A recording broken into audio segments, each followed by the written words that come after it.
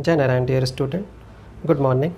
I am Vaibhav Jaswal and I am going to start with our new chapter, that is chapter 2, Structure of Atom of Chemistry. And the topic which we are going to study is Niels Bohr, and I am going to demonstrate an activity. So please watch it carefully.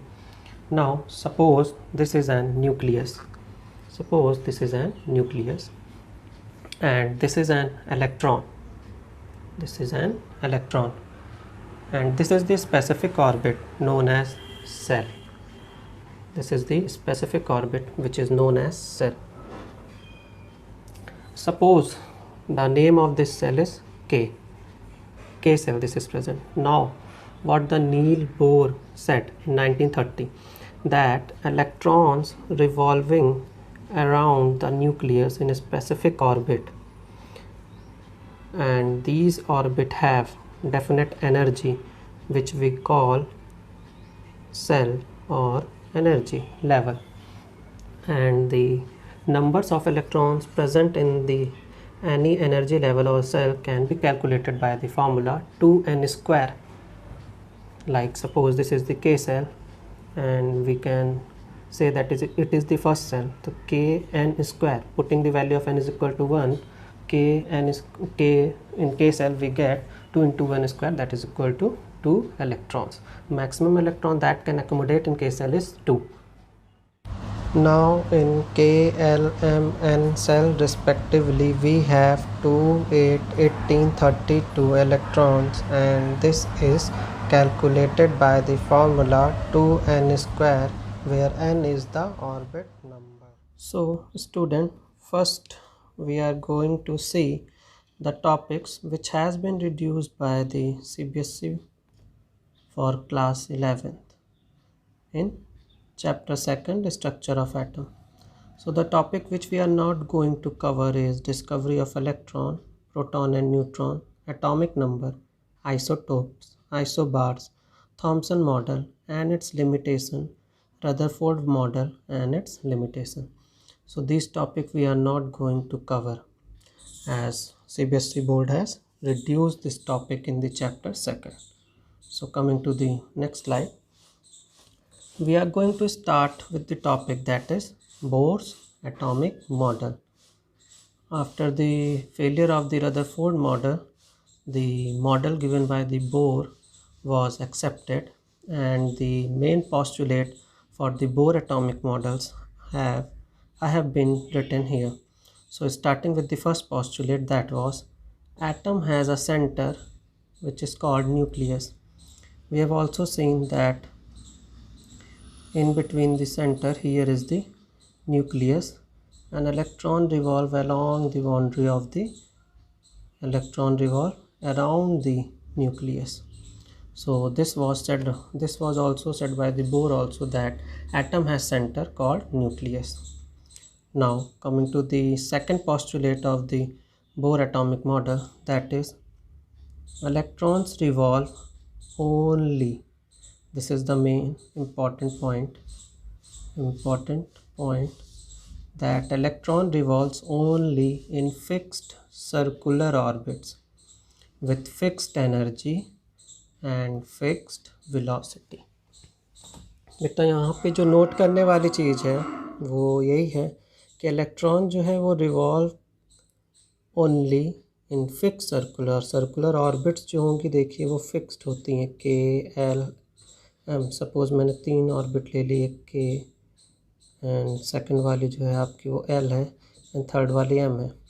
तो जो आपके electrons होंगे, ये nucleus है बीच में, electrons जो suppose यहाँ पे एक इलेक्ट्रॉन है, यहाँ पे एक है और एक यहाँ पे, ये इलेक्ट्रॉन जो है रिवॉल्व करेंगे फिक्स सर्कुलर ऑर्बिट, के में या तो एल में या तो एम में, विथ फिक्स्ड एनर्जी। अब ये जो इलेक्ट्रॉन के सेल में है इसकी एनर्जी फिक्स होगी, एल वाले की भी एनर्जी फिक्स होगी और एम वाले की भी एनर्जी फिक्स्ड होगी, और इनकी जो वेलोसिटी होगी, जितनी तेज़ ये इस ऑर्बिट के अंदर मूव कर रहे हैं, वो भी फिक्स्ड होगी।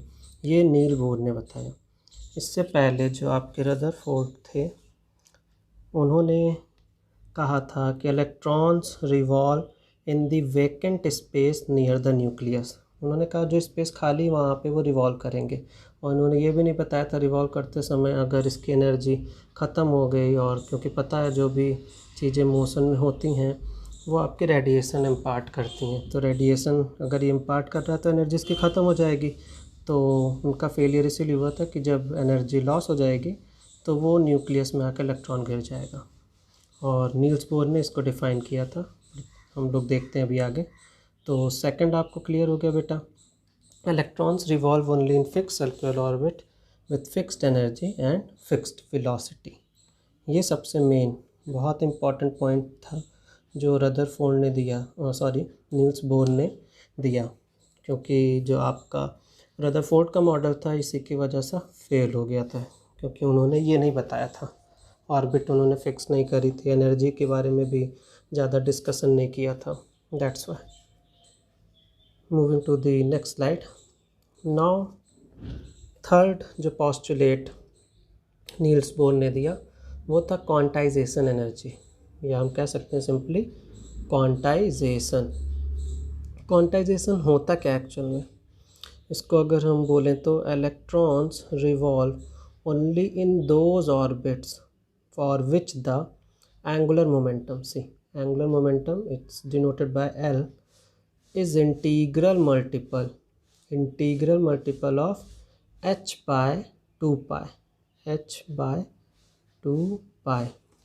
अब समझते हैं यहाँ पे इन्होंने बोला क्या कि इलेक्ट्रॉन जो भी रिवॉल्व कर रहे हैं किसी भी ऑर्बिट में उनका जो एंगुलर मोमेंटम होगा, एंगुलर मोमेंटम को हम L से डिनोट कर सकते हैं, L is equal to NH by 2 पाई।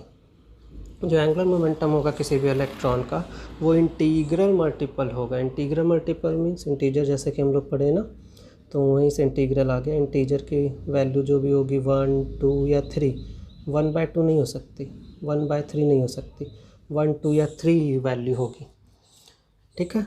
और इनका जो फॉर्मूला आया था एंगुलर मोमेंटम का, L is equal to NH by 2 pi, जहाँ पे N जो है वो आपका एक इंटीजर की वैल्यू है, और वहाँ 1, 2 या 3 सो ऑन इस तरीके हो सकता है।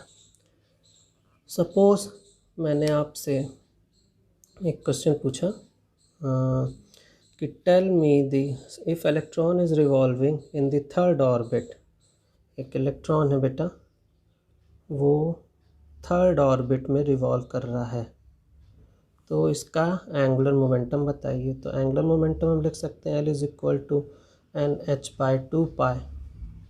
थर्ड ऑर्बिट मीन्स N हो गया 3H बाय 2 पाई। तो क्या आ गया मेरा angular momentum, angular momentum will be equal to 3H by 2 pi. तो यहाँ तक बेटा आप लोग को क्लियर है। चलिए अब हम एंगुलर मोमेंटम होता क्या उसके बारे में थोड़ा बात कर लेते हैं।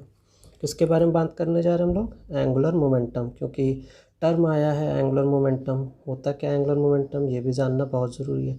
तो एंगुलर मोमेंटम को हम डिनोट कर सकते हैं L is equal to R cross P। यहाँ पे ये जो P है ये है आपका मोमेंटम, दिस इज़ मोमेंटम। और मोमेंटम का जो हम फॉर्मूला पढ़े हैं P is equal to mv, सबको बेटा पता होगा मोमेंटम का फॉर्मूला होता है P इंटू mv।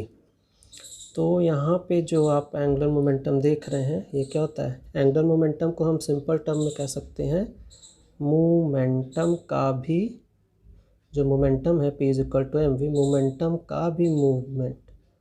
अगर हम मोमेंटम का मूवमेंट कैलकुलेट करें तो वो कहलाता है एंगुलर मोमेंटम। बहुत सिंपल टर्म्स में समझिएगा।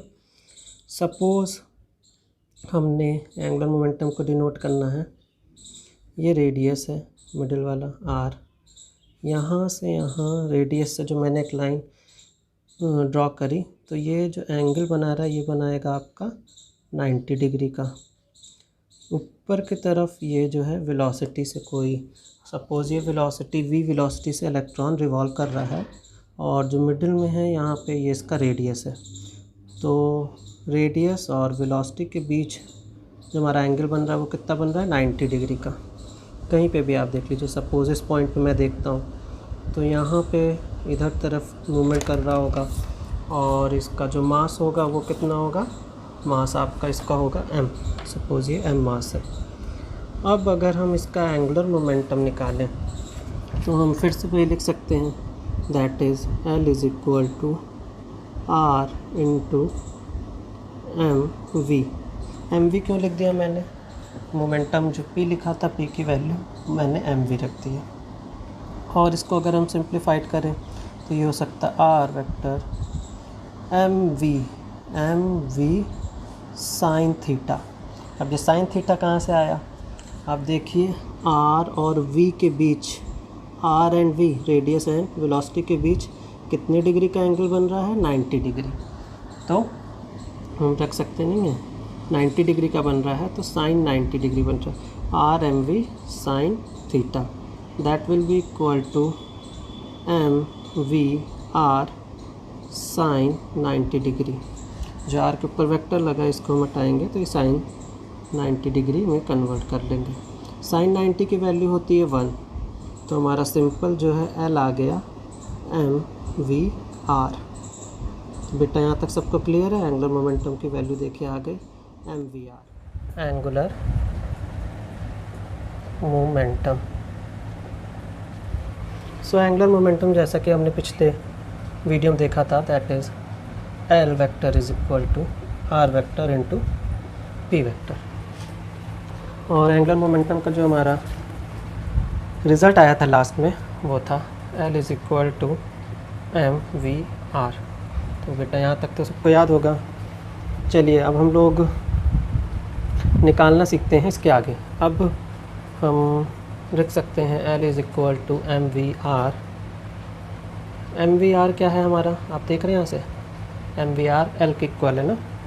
और एक हमने पढ़ा था that L is equal to NH/2π। अगर हम L की जगह mv_r रख दें, इसको पुट कर दें, तो क्या हो जाएगा, ये वैल्यू हो जाएगी आपकी mv_r is equal to NH/2π। NH/2π दिख रहा है ना। ये जो वैल्यू आ गई mv_r is equal to NH/2π, इसी को बोर्स क्वांटाइजेशन कंडीशन बोला जाता है। ओके बेटा, this is known as Bohr's quantization condition. यहाँ पे जो हमारा h है वो है प्लैंक्स कांस्टेंट, याद रखिएगा h प्लैंक्स कांस्टेंट है, जिसकी वैल्यू होती है 6.636 इंटू 10⁻⁻34 जूल सेकेंड। तो यहाँ तक आपको क्लियर हो गया होगा। चलिए अब नेक्स्ट जो हमारा पोस्टुलेट था आपका बोर का, वो था while revolving the electrostatic force between electron and nucleus provides centripetal force। अब देखिए किस चीज़ की बात आ रही है, सेंट्रीपिटल फोर्स की। तो चलिए हम देखते हैं क्या होता है सेंट्रीपिटल फोर्स।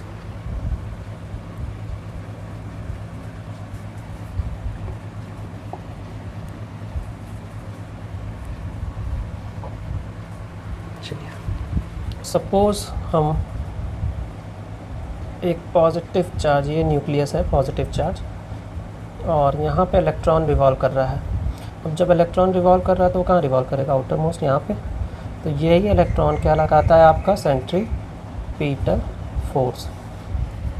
हम इसको दूसरे टर्म में देखिए, सेंट्रीपिटल फोर्स लग रहा है, ये इलेक्ट्रॉन है, और यहाँ क्या लिखा है मैंने, while revolving electrostatic force between electron and nucleus provide centripetal force. Electron और न्यूक्लियस के बिटवीन सेंट्रीपिटल फोर्स लगता है। तो हम कह सकते हैं force of electron will be equal to force of centripetal.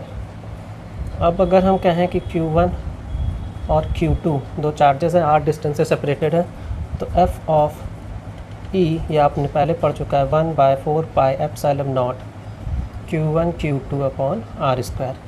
इस वैल्यू को आप जानते हैं, ठीक है। और अगर हम यहीं से आपको बताएं कि E आपका इलेक्ट्रॉन है और ZE को अगर हम कहें न्यूक्लियर चार्ज है, ZE क्या है, न्यूक्लियर चार्ज। अब और इसको हम कह सकते हैं न्यूक्लियर चार्ज क्या होता है, how many protons in the nucleus, या इसको हम और एक टर्म बोल सकते हैं एटॉमिक नंबर को Z से ही डिनोट करते हैं, तो वही चीज़ है। अब देखिएगा यहाँ से जो हमारा रिलेशन बनेगा वो क्या होगा।